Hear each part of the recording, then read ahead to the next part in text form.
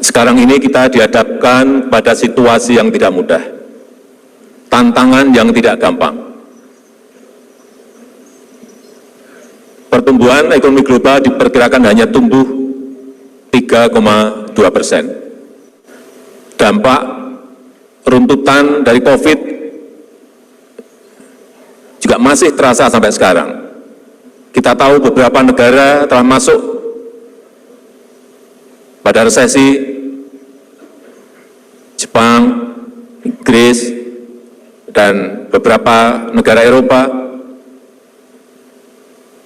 berada pada posisi menuju ke sana, menuju pada resesi.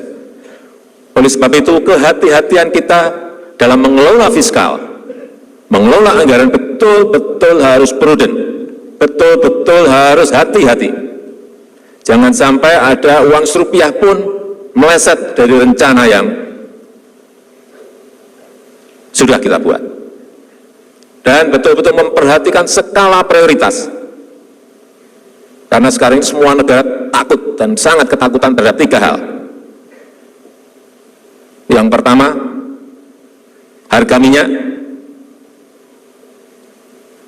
Yang kedua, masalah bunga pinjaman. Semua pada takut masalah itu. Karena begitu bunga pinjaman naik sedikit saja, beban terhadap fiskal itu akan sangat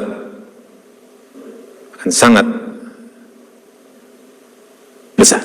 Sekali lagi, oleh sebab itu kita harus betul-betul hati-hati dalam mengelola setiap rupiah anggaran yang kita miliki. Kita telah memiliki rencana pembangunan jangka panjang, rencana pembangunan jangka menengah, dan masuk ke tahunan kita masing-masing juga telah memiliki rencana kerja pemerintah atau RKP. Tetapi yang belum adalah sinkron atau tidak dengan rencana besar yang kita miliki. Ini yang belum. Oleh sebab itu, sinkronisasi itu menjadi kunci. Saya berikan contoh. Pemerintah pusat membangun bendungan.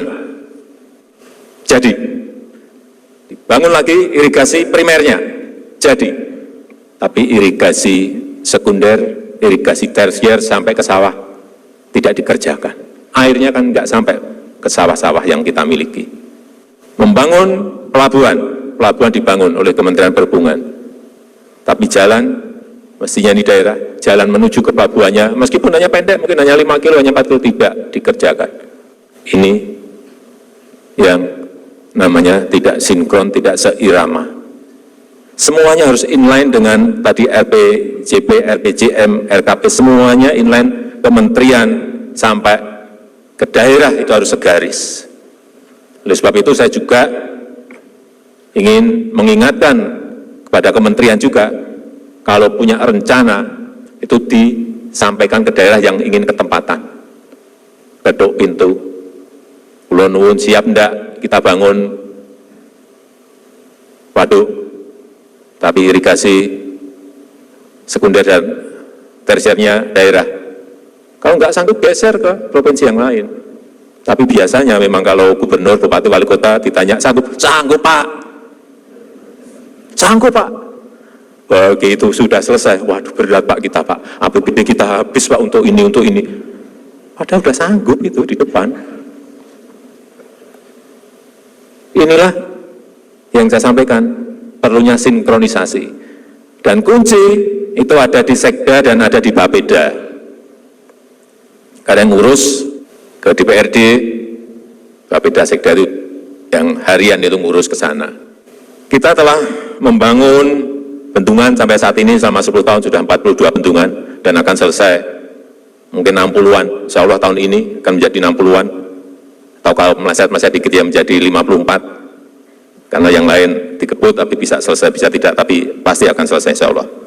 Kemudian jalan tol 2049 km.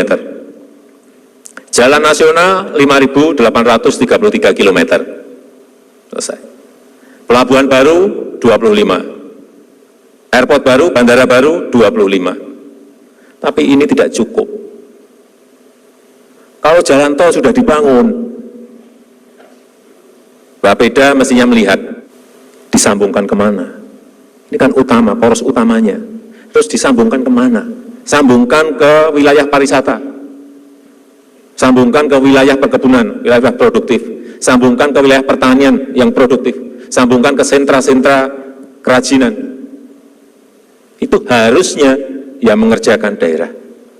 Tapi kalau memang betul tidak sanggup, ya sampaikan ke pemerintah pusat. Pak, ini ada rencana menuju ke kawasan sentra kerajinan sarung misalnya, sentra kerajinan mebel misalnya, tapi kami nggak sanggup. Sekarang sudah ada, bisa dikerjakan dengan impres jalan daerah. Tahun lalu habis 14,6 triliun untuk perbaikan jalan-jalan daerah yang rusak. Tahun ini disiapkan lagi 15 triliun. Tapi prioritas, mana yang menimbulkan return ekonomi? Jangan sampai hanya jalan, hanya dipakai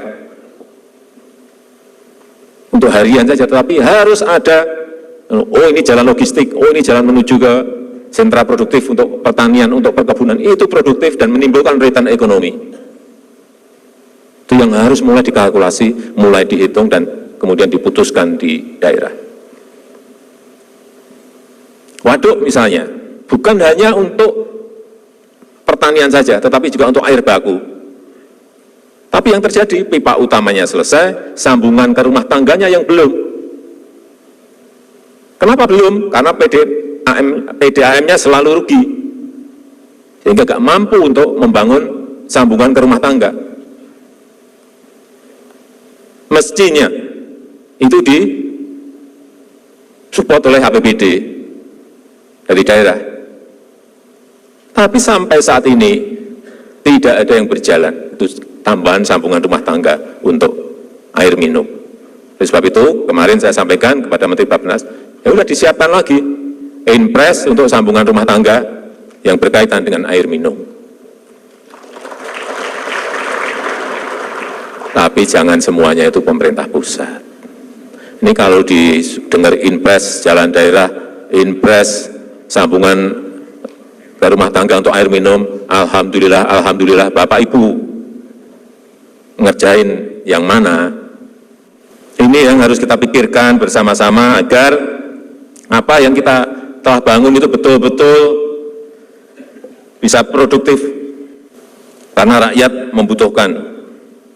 Oleh sebab itu, sinkronisasi penyusunan RKP tahun 25 harus berdasarkan prinsip yang pertama, sekali lagi, programnya harus inline, harus seirama, jangan sampai pusat ke kanan, daerah ke kiri, kehilangan, kita akan kehilangan. Semuanya harus inline, semuanya harus seirama. Misalnya pusat ingin meningkatkan produksi pangan, daerah malah mengkonversi sawah menjadi properti, nggak sinkron namanya.